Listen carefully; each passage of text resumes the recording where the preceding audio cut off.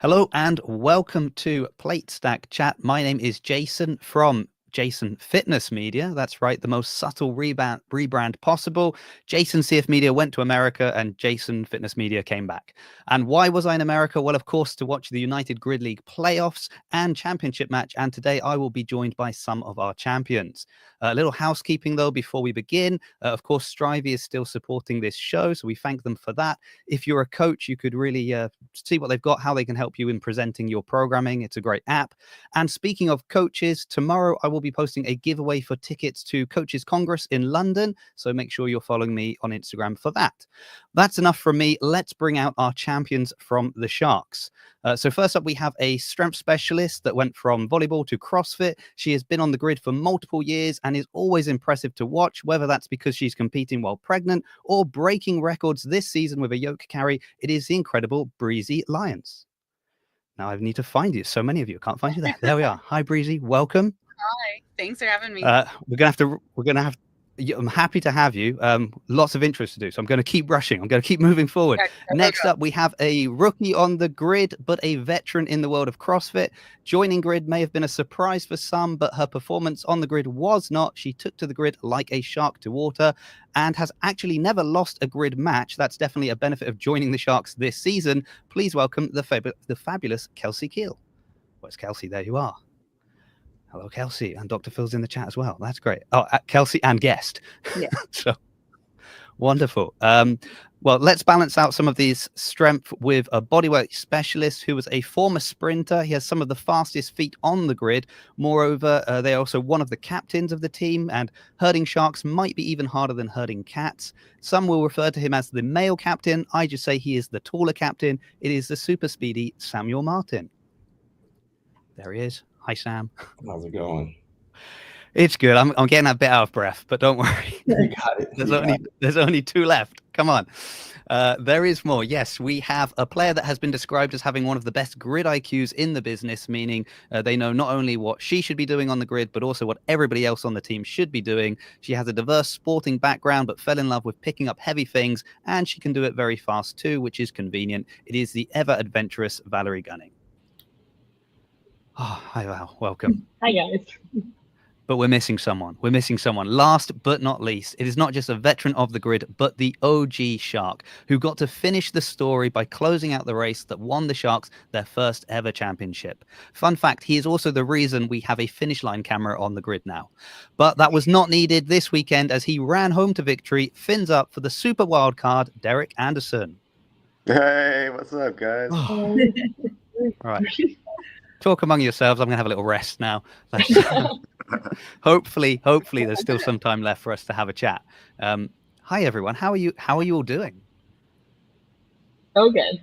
So great. Yeah. Normally I have to check like microphones are working and we do kind of a sound test. This time it was more, I think I need to check if people's voices have recovered from the weekend. Just barely. I'm barely back today from where I was. Yeah, I don't know what happened. I've got a load of clips of like little interviews I got with people straight after the match. And it's just funny to listen to everybody sort of just really, oh yeah, it was such a great match. We really, so you guys need to stop smoking. That's all I could think. It sounds like a bunch of smokers. Yeah. Has it sunk in the victory? You know, I would say no. Like for me, not yet. I don't think everything's like hit me. One, because like I just came back and like haven't really slowed down. Right. But I think like I haven't worked out since the match. So when I get back into like exercising and being like, you know, like what am I exercising for, and then like what does next season hold and things like that, then it'll kind of hit me. Right. But I don't know. But like all the posts definitely don't let me forget it for sure. Yeah. Have any of you started? Are any of you back to training yet? No. I did like a little bit of cardio today at the station, but yeah. Not much. That's interesting because sorry, go Breezy. Go. I was just gonna say I've worked out every day, but I did try to take a few days off the barbell, but I missed it too much. Yeah. Okay. Yeah, I think I've seen it because I saw a lot of like people posting kind of how they were meant to be taking time off, but they were all just straight back on it. And I just wondered if that's the people that feel they need a bit more prep for next season. And you guys are now like, hey, we won, we deserve a rest. We get at least a week, at least 1 week, and then we've got to start again. I'm interested that Valerie's already talking about next season, because I had like way down on my list of things I was interested in is kind of when does the 2026 season start for you?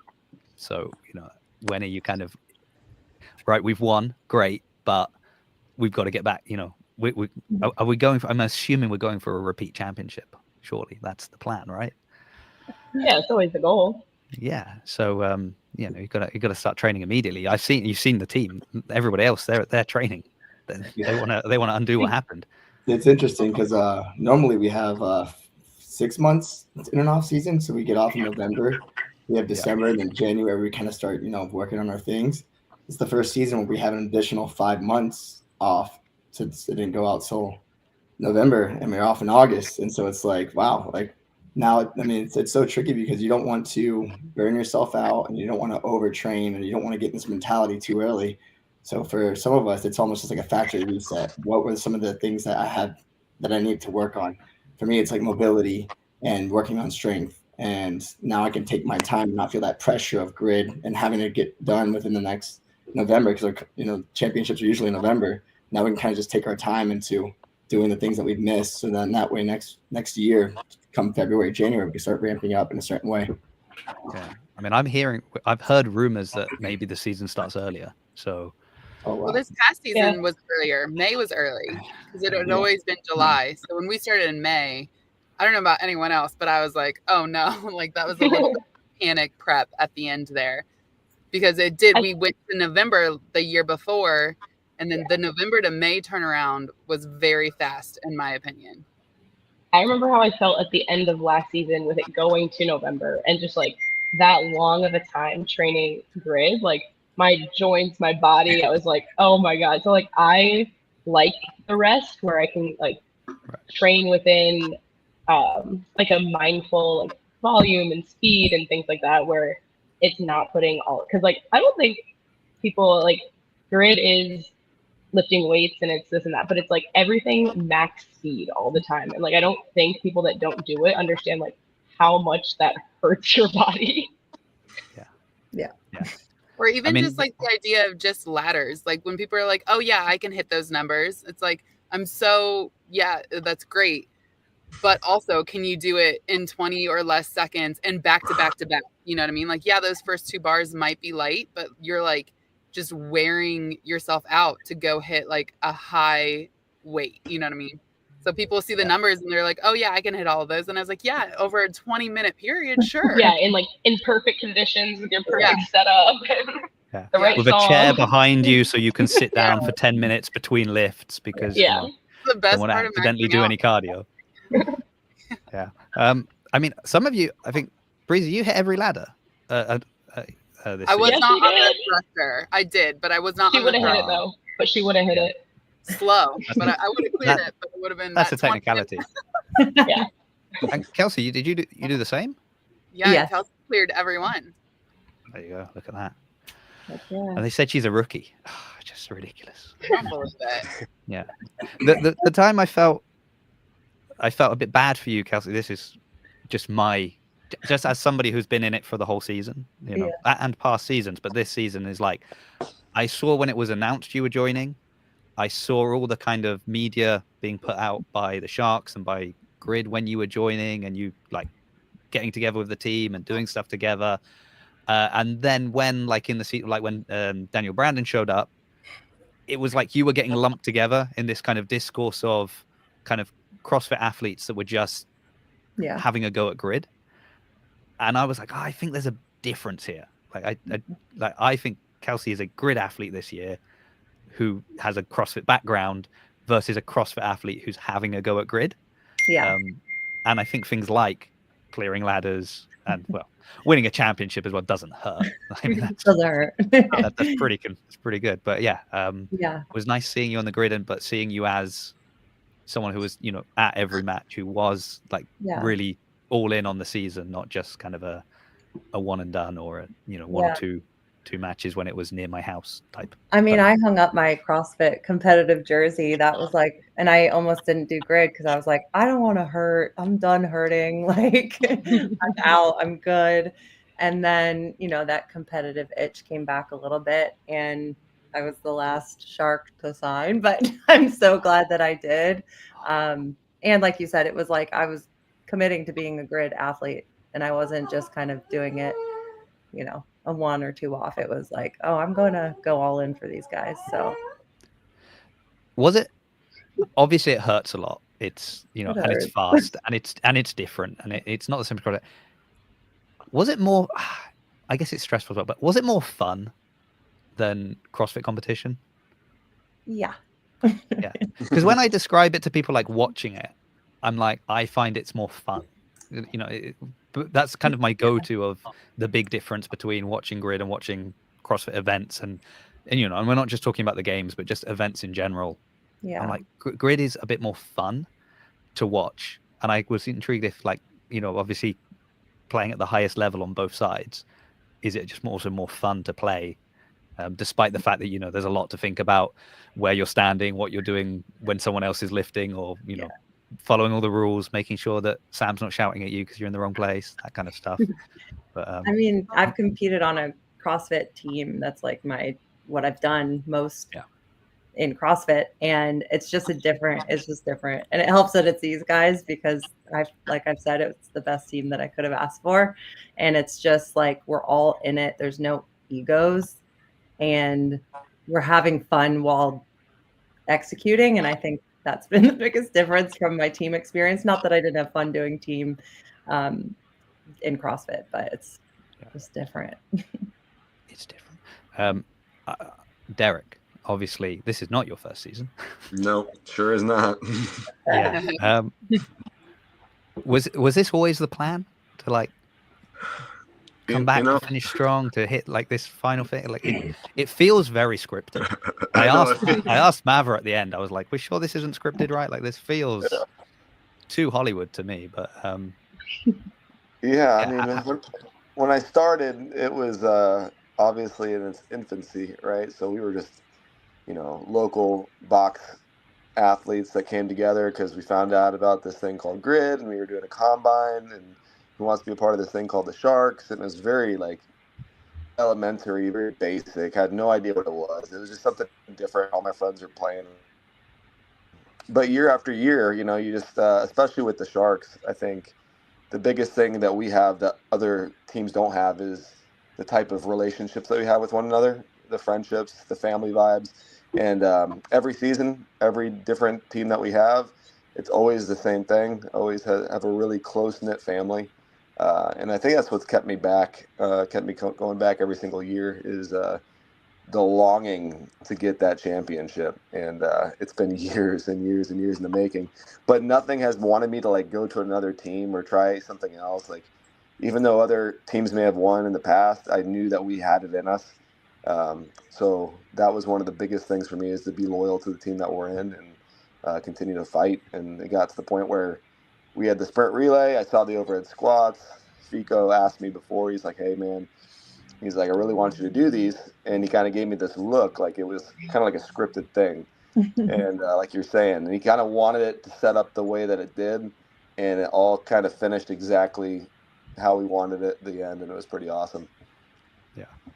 And what I found interesting was the more layers you peel back on that particular race, like just everything about what happened. You know, it's like, okay, it was exciting. Like if this was your first time watching grid and you were like, wow, it came down to the final race and they won. That's really, you know, that was so exciting. Like, that's wonderful. What a story. And then you're like, oh, but you don't know what happened to Derek and like why this is so important. Like that he finished it off. Oh, okay. Cause you know, he was like the first one to sign and he's never won the championship. And oh, that's really exciting. Yeah. Yeah. But you don't know about this race, because this format of race has cost them in the past. You're like, oh, what do you mean? And then you find out about this kind of too close to call finish with the brigade. So there's just, every time you pull something else back, you're like, wow, there's so many layers to this. So yeah, you know, there you go. Grid's exciting, everybody. You should be watching it. So cool. For real. Unreal. Yeah. can we break down the weekend a little bit then? So before you get to go against the Lions, you've got to go against your old nemesis, the Brigade, right? That felt like a pretty dominant performance by the Sharks for that match. And I say that because I spoke to one of the Brigade who was like, I kind of want to, I always say I want to finish my season like at least on a good match. And that's why I think I have to come back for another season because that wasn't the match to finish on. So that's not me saying it. It's just the scoreboard, how it reflects. But like, how did you feel going in to that match initially? Because it was much closer the month prior, right? Were you more confident this time? Did you feel like the match format favored you better? Did you feel like it was going to be, or opposite, were you like, oh no, actually this is maybe going to be even harder than we thought? I just kind of like to know your mindset going in any of the Sharks. I think that like coming out of Dallas, like the Brigade in Dallas, like in regular season, definitely wanted to give us like, they kind of wanted to like stick it to us a little bit and tell, like, let everyone know that we weren't the only like good team, even though like we know that. Everyone else seems to think we don't know that, but like we knew that like other people were competitive. And so I think they were like on their high horse a little bit from that, and that fed us a little bit more in like our practice and our prep for playoffs and championships. So like I don't think that any other team was like practicing as relentlessly as we were for those playoffs and championship matches. Like I feel really confident saying that.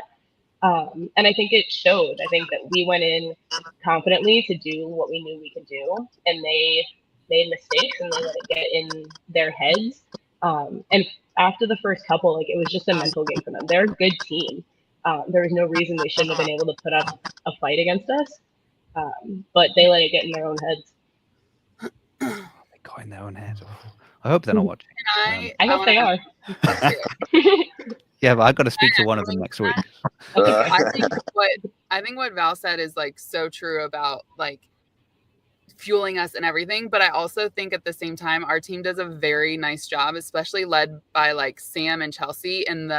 We take care of our side of the grid. We don't care what's happening over there. We are obsessed with our side. And I feel like we also go into every single race. Like we don't want to take a race off. We don't go in, like you don't ever play to lose, right? So knowing that, like, and personally for me, hearing that some decisions they made about those races against us where they were like saving players for the championship, I was like, that's just mind-boggling to me. Like that's just, I don't know. And I agree with heads up and like thorough thinking and stuff as like a coach, but to tell yourself like, oh, whatever, we can lose this race so that we have this player for the championships later, and then you don't make, so for us, I felt like we attacked every single race viciously, and that's how we won. Yeah. I think I spoke to Fico before the matches, before either of the matches, and I was asking, because of your history from the previous season and kind of how that went. Sorry. Kelsey's like, what? Doesn't matter. I wasn't there. I was asking, like, are you thinking ahead at all to that championship match? Is that in your heads, or is it just we've got this match first? And it was very much a no. We are solely focused on the Brigade. Let's do that first, and then we've got time between, this match and the next match, and that's when we refocus and we start thinking about, the championship match. So. Yeah, it's interesting. But it is hard, right? Because it's hard to play. Like when you have the double header and you're going Saturday, Sunday, people are tired and beaten up. Yeah. When you're doing it twice in the same day, you can understand why, a fresh pair of legs might be really useful. For sure. But if you not if they stay fresh for the whole season. That's not going to help you for the whole off season, I should say. Yeah, you can get there first. I think the biggest thing too was even at the first match of the regular season, we try to instill in the team like every match is a championship match. You attack it like so in that way when we get closer and closer and closer to it, we've had the repetition of pursuing each match like a championship match. So within every single race, we go for the best times. It doesn't matter who's on the other side of the grid. It's about how well we can execute that fastest time amongst ourselves.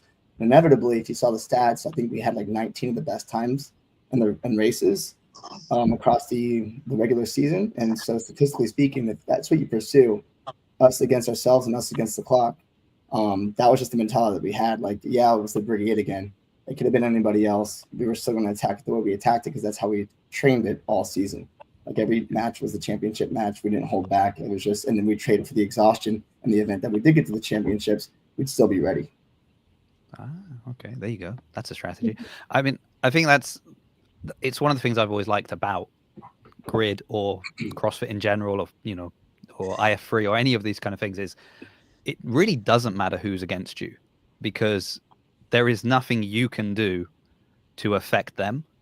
The only thing you can do is so if they're faster than you, they're faster than you. You can't do anything. You can't move their weights or something just to slow them down. There's no strategy that can kind of undermine another team, like ringer points, things like that. But all you can do is what you can do, right? So it really doesn't matter who's on the other side. You just need to go as fast as you can go, and hopefully that's faster than they can go. And in your case, it was. So well done, congratulations. I've realized my microphone is here. I just have to show you. So Blake got very upset because I had a tie he didn't like at the championship match. So I don't know if you can see this, but these are little sharks. They're little sharks. So yeah, Blake wasn't happy with my tie choice before. What was the tie that you had? Well, Shay Newell very kindly bought me a tie that may have had waves all over it. Oh, real nice. I was close. Yeah, but I did change that for them being on the live stream, because I'm not sure I can wear that on the live stream. I don't think I can show that kind of favoritism. So then it had little barbells, which I thought was nice. I thought that's a nice touch. But yeah, I was like, sharks coming on, I better get a shark tie. There we go. I can, and then I was like, oh, my microphone just completely covers it. So there we go. That was pointless. Well done. You won that first match. That was the first step. Considering, what happened. Well, I kind of have two things about the championship match that I'm curious about your mentality going in. One is what happened the previous season. You'd had a really dominant season, as you did this year. You'd obviously won your playoff match, as you did this year. And then the Wilds managed to take it in that final match, right? Which is kind of the thing where it doesn't really matter how good a season you had. It all comes down to that race and that match. So I'm curious if that's sort of somewhere floating around in the back of your mind in any way. And then you're going against the Lions, that are obviously a team you haven't played this season because they're in the other side. And they're also this sort of amalgamation of the Aces and the Lions that were both pretty good teams before that, and now they're joined. How did you feel going into the championship match, kind of with all of that? I don't want to say baggage, but that kind of stuff floating around. Again, any shark, feel free to jump in. I'll let somebody else go because I wasn't there last year. So yeah, I was gonna say, for me it was like I just had to focus on what was ahead. So yeah. Kelsey, you lost to the Wild? How did that happen? It was a different Wild. I think it comes down to the fact that we're always in this situation where it's coming down to the wire. This is the last match of the whole season. It's like we don't want to end the season the same way we've been doing it for so many years before. So going into this final match, it was like, all right, this is our fresh slate. We've gotten to the point where we're undefeated. Everyone's doing their job. We're crushing it. We just got to attack it the same way we've attacked every match up to this point. And so, like you were saying before, how do we go into the match with the brigade, and then how do we go into the match with this one? The same exact way, because you can't advance to the next match without taking care of what's in front of you initially. So I think for this one, it was just we got to execute, and that's the only thing that's going to hinder us if we don't execute. Yeah. Okay. Good. Figo adding context as well, saying that last time you played the Lions was Val's first year and you got smacked. So that I can't believe I came back after that match. That was so bad. I was going to say, I don't think I've ever played the Lions before. Val, what year was your first year? I don't think I've ever played against them before. 2021 was my first year. So I think that was you were out. And then there were the Freaks before that. So yeah. But that was my first grid match ever. I had no idea what was going on. And then one of the girls on our team like handed me all of her playing time mid-match. She was like, "You go in for me." And I was like, "What?" and we got smacked real bad. So you wouldn't get away with that kind of behavior now, not on this new Sharks team. You know, just hand off your playtime. No. Yeah. Oh, okay, that's interesting. Well, you see, so it's been a nice redemption for you as well, Val. Who knew that? It felt so good. Yeah, you're like, oh, we're much better than the Lions now. Well, actually, were you expecting it to be as close a match as it was? Yeah. Yeah, for sure. Yeah.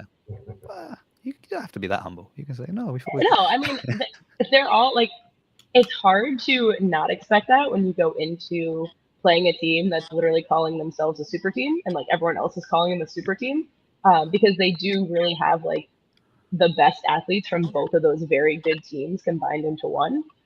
So they have a lot of talent, but like everyone's kind of reiterated over the season, it's like, do they have that team chemistry and that like togetherness and cohesion to like make good transitions, to communicate with each other when they need help and things like that? And I think that's something that we have better than other teams. Yeah. So if they were a super team and you beat them, does that make you like an even more that super just makes team? us the best team. Wow. Yeah. Well, I mean, currently you hold the you hold the title, right? So that's I still struck. That's the thing for me. Coming from the UK and like the way our sports function, we don't generally have conferences. Like we don't have these kind of this side versus that side. It's like usually we'll have divisions where, you know, the best teams are in a certain division and the teams that are, you know, lower or below and they have to advance up. But like just being based geographically, that because you're on this side, you're in that conference, and then you having to play. It's still the thing that I'm like, oh yeah, of course they've not, like these teams haven't interacted all season, which I still find weird. Like I find it weird that then you play each other, and like that's because really, if you've made it, like if you win your playoffs, then you are the best team of all the teams that you play in the season, right? Like that's so that's already, you know, that's pretty good. But then because you've got this championship, it's like, oh, and now you get to go against someone else that you've never played all season, and they're the best team, which I feel is a lot of pressure on one match. But that's just my poor English brain. I'm so sorry. But no, it was good. It was so it was for me. It was my first time getting to watch you guys live, not live, in person. There we go. Always watch you live, but in person. And so I really appreciate how close it came down to you know, I feel like it was the true grid experience, right? It can all change literally in one race. So I spoke to Chelsea after the match, and she says going into the sprint relay, like she knew you had it. There was not a doubt in her mind. At what point did you guys know, like, we've done it? Yeah, we've actually done it. After Nick Chappie's pistols. Yeah, they were fast. That Nick Chappie's pistol thrusters. Yeah, the no pistols doubt. gave me some I will confidence. say though, Sam, like Nick might have dug that grave for them, but you put the nail in the coffin with your burpee squat, whatever, mabobbers. Dude, you were so smooth and so fast. Once he hit that box, I was like, all right, I got some time. We're okay. Yeah. Well, and when he hit the box and remembered to squat his first rep, I was like, we're good. Yeah. Let's go. Yeah. Actually, the only thing is that because you were so far ahead at the end, I don't think the finish looks as good as it could on camera. Because just before you, one of the lines crosses the finish line. Like you're both running down and they cross the line before you. Oh, but obviously they're a whole movement behind. Listen, I'm over close finishes. I'm over it. I just wanted to secure the win. Yeah. At what point did you So I don't know. I would be like so nervous that I'm going to trip on the barbell or something running back when you've got it all locked up and you've done the 4-point touch and you're like, all I need to do is run down 4 quadrants. Yeah. Like I cannot mess this up. Uh-huh. But there's a lot of obstacles around. Oh yeah. And there's tears in your eyes and you're emotional. Yeah. I'm blind as I'm running. Yeah. And this would be a very different conversation if you had just. Yeah. I think you'd still have had time to kind of crawl the rest of the grid and got over the line. It just would have been a less impressive finish. But yeah. So, I mean, it feels like it's too soon to ask, but 2026. You know, what are the Sharks thinking? Are we getting a reunion? Are we all back? Or you know, we like, look, we just needed to get this championship. Now I've got it. It's over. We're all retiring. Yeah. There's too much stress. That's fun. That's funny because that's everyone's been messaging me and texting me like, "Oh, you're gonna finish it up? Like you open the book this way, you're gonna close the book that way." And you know, I was thinking that this would be it after I got the championship, but I think I'm just gonna continue going as long as my body allows me for my kids and stuff, so they can see Dad do some cool stuff on TV. Yeah.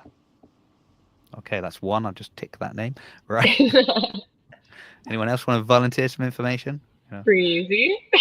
Don't worry that Fico's in the chat. He's probably not listening anymore.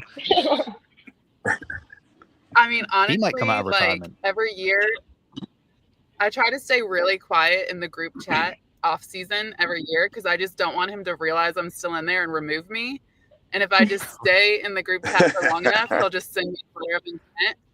So I'm just going to not say anything and see if I get one. Or one day it's just going to be like Breezy Leins removed from chat. And I'm going to be like, all right, that was it. No, Breezy that'd be the worst.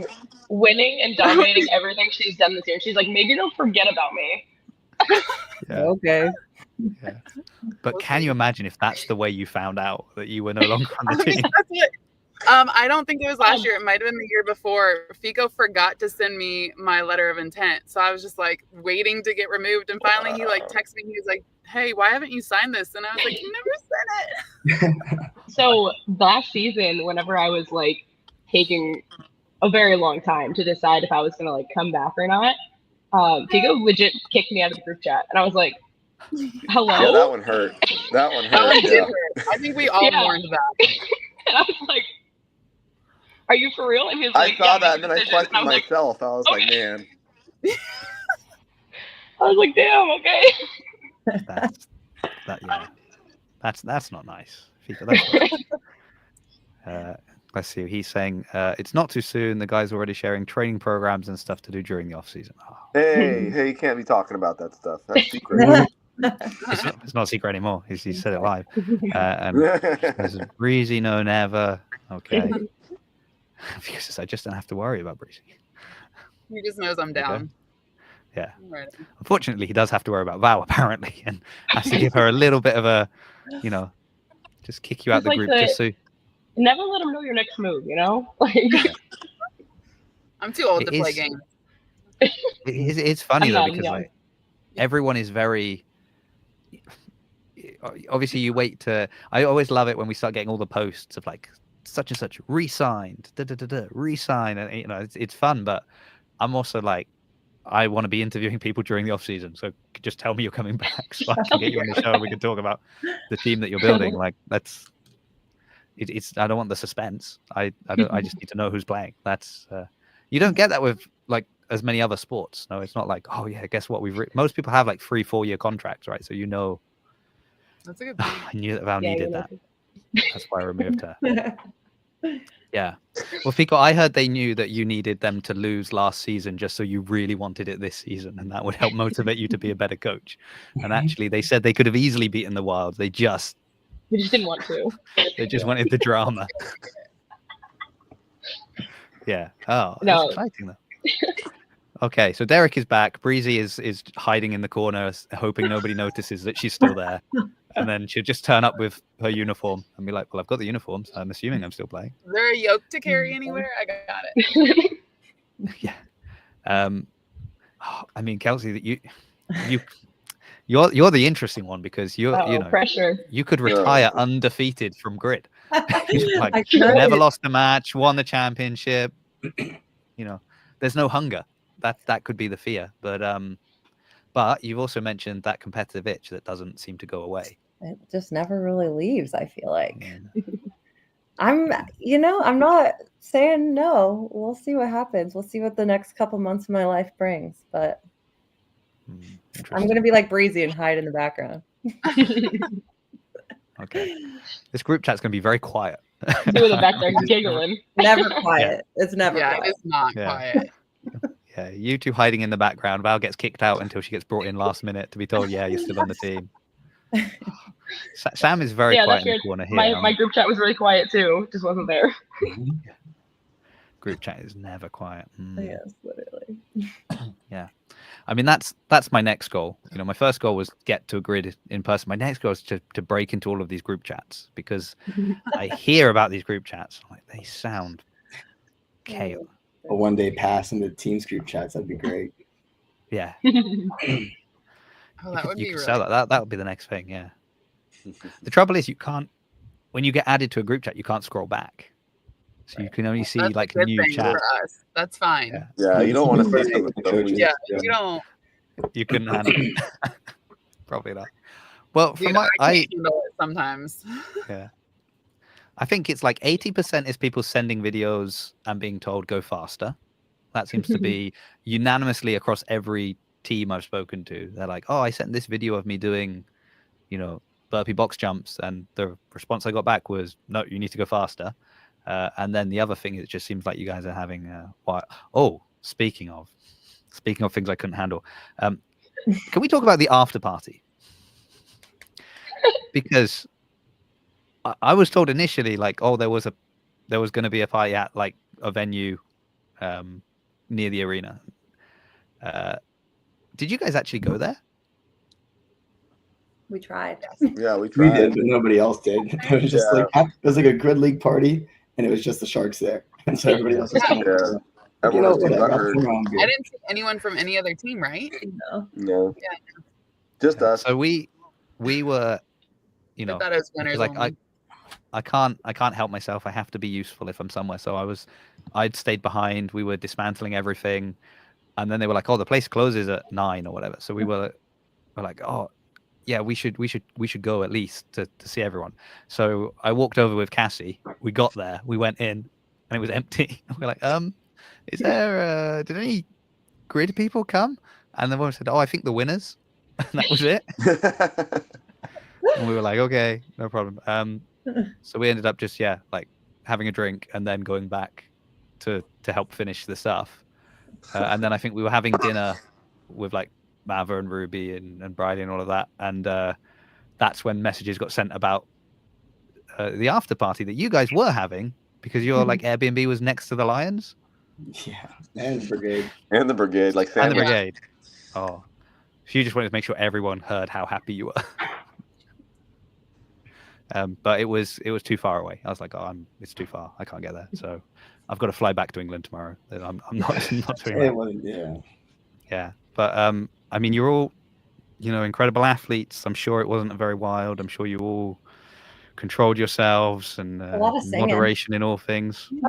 We sang a lot of karaoke. Yeah. Or just sing-alongs, really.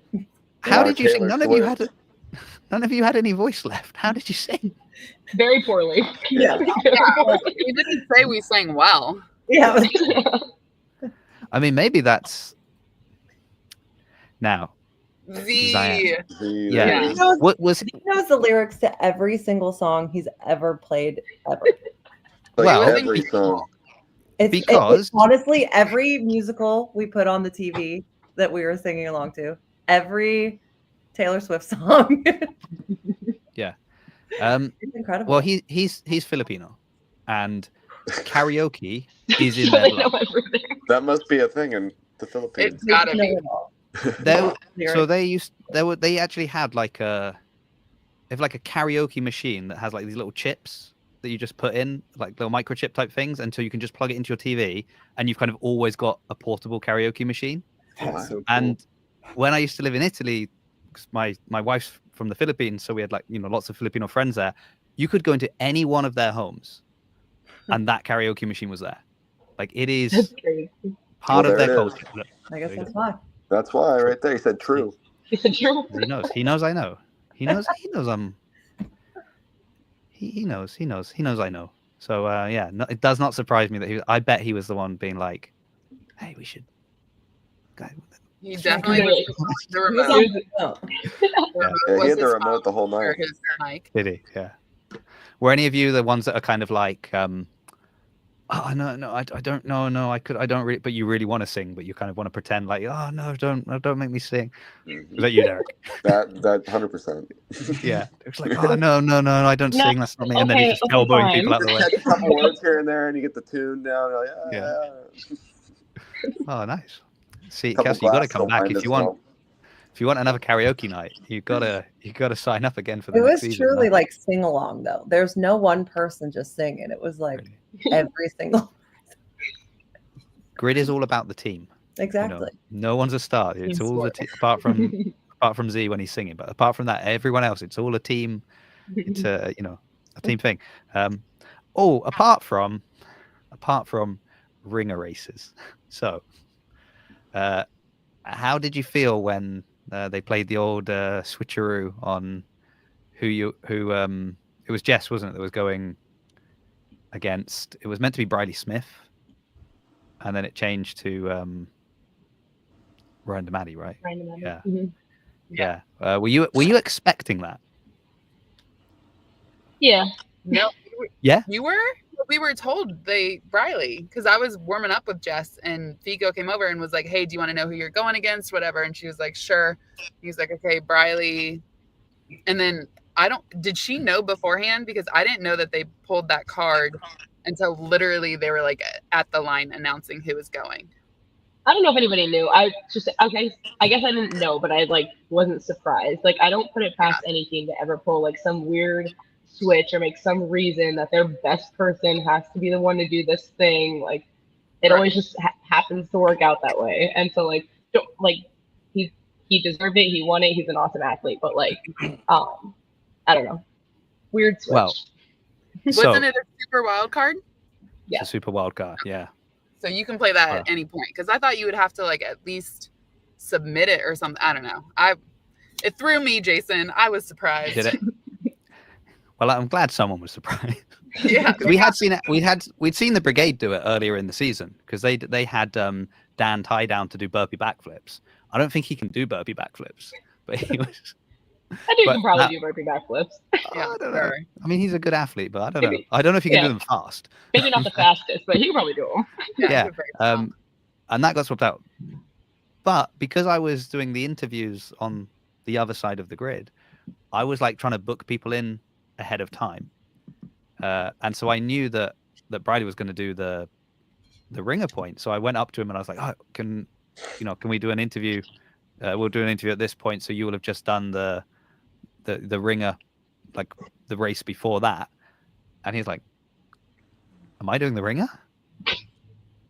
I was like, well, and then he's like, Jamie, am I doing the ringer? She goes, and this is before the match has started. So I know, but I'm I can't say anything. I'm sworn to secrecy now behind the thing. Anyway, I'm on that side of the grid. It doesn't matter. When I was traveling home, I saw that some of the Wilds had got together and done a live stream on Instagram during the championship match, and Joshua Newell had joined them kind of live from the arena, and before he had predicted that they would do that. It's like, oh, they're going to put this in wildcard and then they'll bring on Ryan DeMatty, and I was like, how did he know? Yeah. And Valerie, I mentioned in the intro. I mentioned in the intro, you've got, you've been on, it's been said that you've got one of the best grid IQ out there. And here we go. You're proving it. You're proving it now. You predicted that. That's incredible. Oh, unbelievable. Yeah, because people love to feel like they're getting one up on you, and like we said earlier, people think it matters if you know your strategy or know who you're going up against. And it's literally just as fast as you can go. So people try to play all their little games and use their strategy and bend the rules to put their best people forward. And you should put your best people forward if you can. and nothing they did was like breaking the rules, so it's fine. But they're sneaky, and they knew it. Wow, we love the drama. You know, we love the drama. So that's love the drama.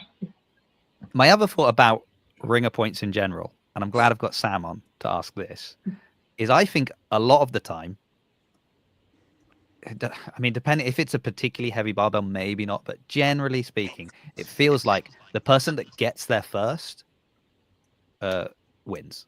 That's like usually on a lot of the movements, like the rep speed, the difference when there's like a certain number of reps, especially when it's like 3 reps, it's very hard to make up time, right? So Sam as a sprinter, is that like is that good for you, that there will be certain times where it comes down to a foot race and you're just like, well, that's my jam? Or I've seen that. I mean, I've seen so many races just come down to the wire, crossing the finish line. So if you can have that extra 2-foot step, like to get to the move that you're about to do, that's super golden. Like sometimes some races, some matches will have like minimal reps or minimal assignments, but you better believe the moment someone tags me in, I'm taking off full speed, even though if it looks ridiculous. So I know sometimes that's just what it's going to take for us to get across. Like when it came to like the burpees against the brigade, I was like, let me get there first, because if I can get there first and then keep my movement, you know, within that 4 reps, you know, I'm sure I can finish. And if you saw the clip, like, I mean, Kelsey was saying, he was on my tail, and like I had to get there first and do what I had to do. So it does definitely help being a sprinter in that case. I know they were pretty nervous about doing the what was it, the suicide sprint in the championship in the playoffs, but also I was nervous too. Like I'm glad my speed is one of those things that can like deter people from picking that one, because yeah, that one's tough. Yeah, is there like more pressure on it as well? Is it when there's one that you're kind of, it's assumed like he should win this? Because I feel like the ringer points are already probably one of the most stressful things of the whole of like any match, right? Because everywhere else it's like, well, if I'm struggling, a team member might be able to pull through, like their reps might help us get back ahead, or you know, you're in it as a team, there's always other people that can sort of help you out to a degree. This, you're on your own. It's just you. Then especially if it's like a playoff match or championship match, is like added pressure on top of that. But then I think like if you're assumed you should win this, does that make it worse? Like surely that's, you know, like, oh, he's a sprinter, he should definitely win this. I think the suicide gets to pull, like people don't really pick that one as much, only because it's the hardest one to recover from. And so like that's like, you know, you're sacrificing one of your players to like try to recover in the next 5 minutes when it feels like you just did a 400-meter sprint. But I think when Breezy did the log press, I think she got there first as well, which is why. And I think, what was that Chris said? No one's expecting you to get this or something like that. And then you went out there, got to the log first, and pressed nobody. I had no pressure on that one. Yeah, you see, I mean, there you go. Exactly. Yeah. Was it similar with the yoke as well? Was that a similar story that like you weren't? She broke the record or something on the yoke carry. Yeah. Well, I had never done it before 2 weeks ago. Yeah. So not a lot of pressure feels there either. Like for Breezy, the trick is don't let her train things. Don't let her practice. Just give her new things to do, and then me out there. She excels. That seems to be the secret. Okay. Yeah. Because also I feel like on the other side, I did feel bad for Sturgis with the community poll about the person you'd most want to lose a ringer race. I felt like it must have been the media that they put out when he said what he said. Everybody was just like, screw that. Let's have him lose. Yeah. Yeah. Yeah. So you know, I feel like that's added pressure on you. I'm a nice guy. Oh, Breezy's basically a strong woman now. There you go. Yeah, and log press for sure. Yeah, that's how you get invited back next year, Breezy. Just mum strength. That just put and that to use. Yeah. Okay. Yeah, all right. So we've seen that pretty much all of you are coming back, even if you're not admitting it, which is good. That's what Fico's telling me anyway. He said, "Yeah, you're all confirmed." So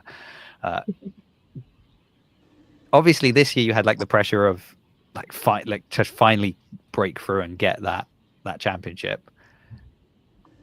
When you look at like what happened with the Wild, So obviously they won, and then because their team completely, changed, they lost 11 players. They've had to come back, and especially in that first match, I would say, especially with people that like were casual. It feels weird to say casual viewers of Grid, but like casual kind of, maybe they're big fans of yours. They're like, we love the Sharks, but I'm watching it today anyway, so I'll watch the other matches.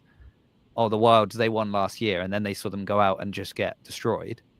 And it's like, hold on, I thought this team was meant to be, the best in the league. How did this happen? Do you feel, as we know you're all coming back next season, do you feel there will be an added pressure of, you've had like pretty much 2 really good seasons in a row, particularly this last one. Do you feel like that makes a bigger target on your back, or is that good? Is that bad? Do you care? We go back to, it doesn't really matter. No one can actually influence anything you're doing. I don't know. It's hard to get to the top, but it's harder to stay there. But really, like after the season, like everybody wants us down. Like people want to rip us from the top so bad. And like for me, that's more fuel to like practice really hard and do exactly what we did this season and just keep showing up for each other and executing the best of our abilities. But it's definitely not like low pressure. It's not like, oh, like we're up here and everyone else is down here. Like we still have to fight for our spot. So yeah. Do you think that, because you said earlier, like, oh, even if other teams maybe think we're the best, do you, I don't know, how do you feel you're viewed in the league? There we go. Do people like the Sharks? I think a lot of people. I think a lot of people respect us. And they respect you. Well, that's a good answer. And there's a lot of people that have a heart towards us because they know that we've been wanting this for a long time. But then, of course, you got the Brigade and teams like that we've always had issues with. I think there's a lot of people with like misconceptions of like our team and how we've been able to do the things that we have. I think there's a lot of like jealousy, I guess, in like the resources that we have, or like the things that we've gotten from sponsors, or like the way that we've been able to like get together for camps and things like that. And that like really comes down to Fico and Conte treating it like a business and like a franchise and getting sponsors for us and like working their asses off on that end. And the cars, like Kristen said, don't forget the cars. I was waiting to say, I've heard you all got cars that Fico went out personally and bought you all a car. But no, and I like it's funny because I think that like started as a joke, but people really do think that we're like that this money is just like coming out of nowhere and we're like getting all of these things, but it came from a lot of work on their ends because they do care about the team and they care about the sport and growing it. So they treat us like professional athletes as much as they can. So I think when people start treating the sport professionally, it will continue to grow. But if everyone's still treating it like a weekend local CrossFit competition, or like I'll show up and I'll do my thing and then like I won't think about it, then they're not going to get what they want out of it. Do you think it is being? I feel looking at different teams, more and more teams are becoming. They do seem more professional. Like even if you just look at their social media, it feels like teams are more professional. And I've only been following for a few years, and I see, you'd see it happen with one team, and then you'd start seeing it happen with another team, and then now it feels like you go and you look at the different social media feeds, and you'll be like, oh yeah, I can see kind of their style and how they're pitching their stuff, and it seems clean and professional, and like they're working hard. So is that just me, or is that kind of a general observation that you guys are having from the inside as well? No, for sure. And like there's definitely, obviously you can tell too, like teams that put more, like they're focusing on that more and their image and their brand and things like that, and that's going to continue to help them, I think, if they're following what teams are doing it best. I always said like Conce and Fico should do a master class on like what they did for us, because if every team can have that same kind of media and hype into each and every individual player, I feel like the league will just elevate like 20% in itself. engagement with the viewers, and how it reaches out, like how we regrew our following, I guess. If everybody got on that same train, I think it'd bring a big benefit to the United Grid League. Yeah. And then it benefits as an athlete, when your coaches and everyone pours so much into you, I feel like you reciprocate. And when you're happy athletes, you're competing well, you're happy to be there, you're just way more positive. There was one thing that I hated seeing on like media about us, which was like every other athlete or every other team saying that like their wins were earned and not given. And that like just was such a sore spot for me when I know how hard my teammates work and how much they work. And I'm just like, what about this is being given to us? So I think for me, just like seeing how much they pour into us makes us want to train and show up and do our best. And then we win. Like that's not being given a win. That's still earning it. Yeah. I mean, I don't really know how you can be given it, because like no matter what you do, even if I took a suitcase of cash to the CrossFit Games and was like, right, I'm just going to take the, top 10 finishes of the men and the women, and I'm going to put them on a team. Like you still have to get through horrible workouts to like horrible races to do it. Nothing about that is just given. And actually it's also that balancing act, right, of your bodyweight specialists, your strongmen, your utility players, all the kind of, again, people that sort of, it's all that thing, people watching like, well, why didn't they use so and so there? They would have been faster on the rings. And you're like, well, because there's substitution rules, and if they use them here, they can't use them there, or they'd already used them over here and then sub them out. So there's like all these other elements that are going into it. So like regardless of what you can do behind the scenes, like come race day, it's there's a lot of work that has to be accomplished, right? At least that's my perception, but who am I? What do I know? Just what I see. Okay.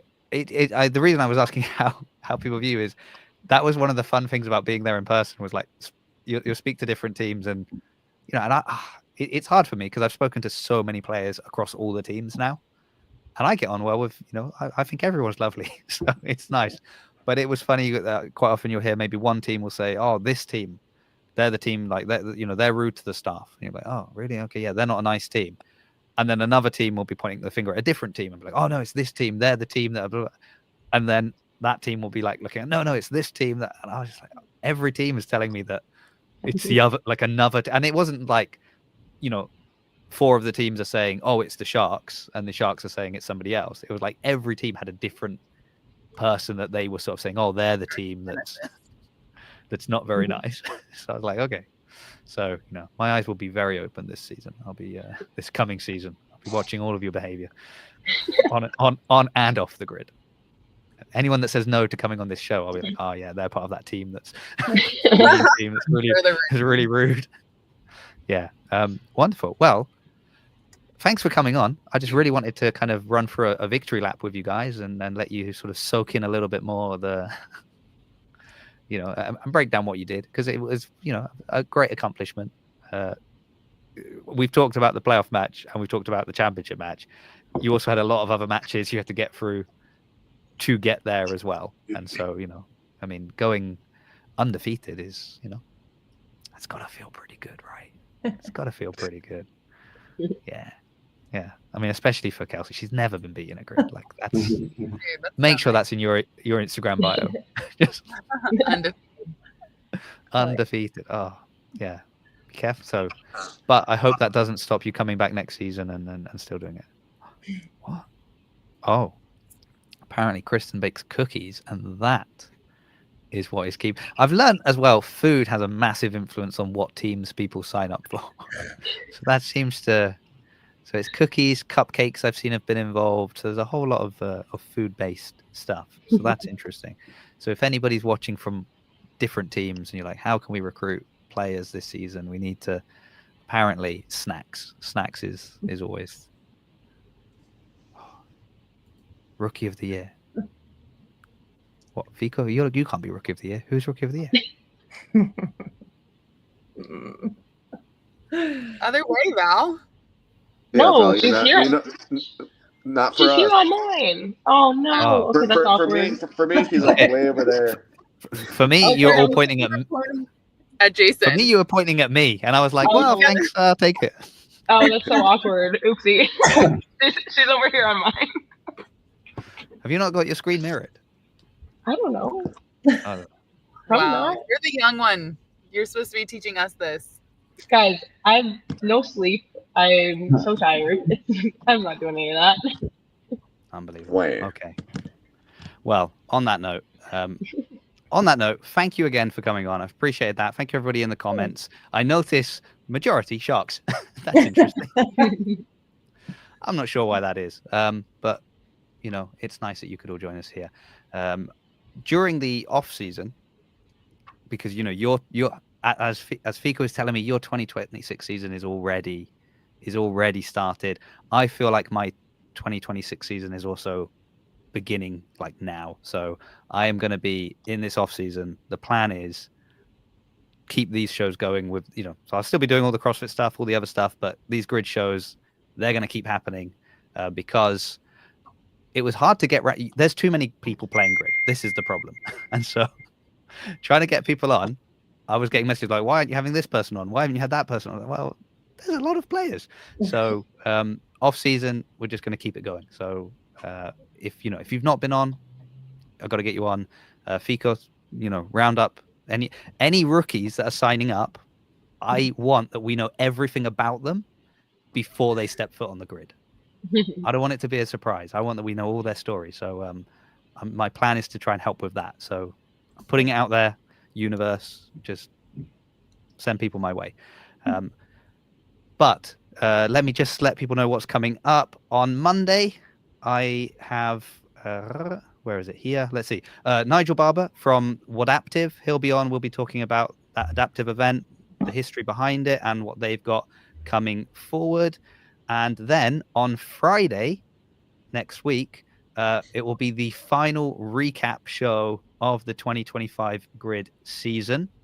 I will be joined by Ruby George, Joshua Newell, Megan Medeiros, Jocelyn Williams, and a man I can now describe as my colleague, Daniel Bohr. So we'll be recapping the playoffs, the championship match, but probably touching on the season as a whole. So come back for that if you care about grid. That would be nice. And even if you don't, maybe you'll learn to care. That's the trick. Once again, thank you very much to the wonderful Sharks, Breezy Leins, Kelsey Kiel, Sam Tovar, Val Gunning, Derek Anderson. Oh, big round of applause to you guys. Absolute. Oh, here we go. I'm not allowed to do that. Contractually, no, I'm not allowed to do that. You gotta hit it. You have to hit it. Quick, let's end the stream. Don't let them see that. I screenshotted it. Don't worry. Yeah. Oh, no, Sam. I'm going to be in trouble with the breakers. All right. Thank you so much, guys. All right.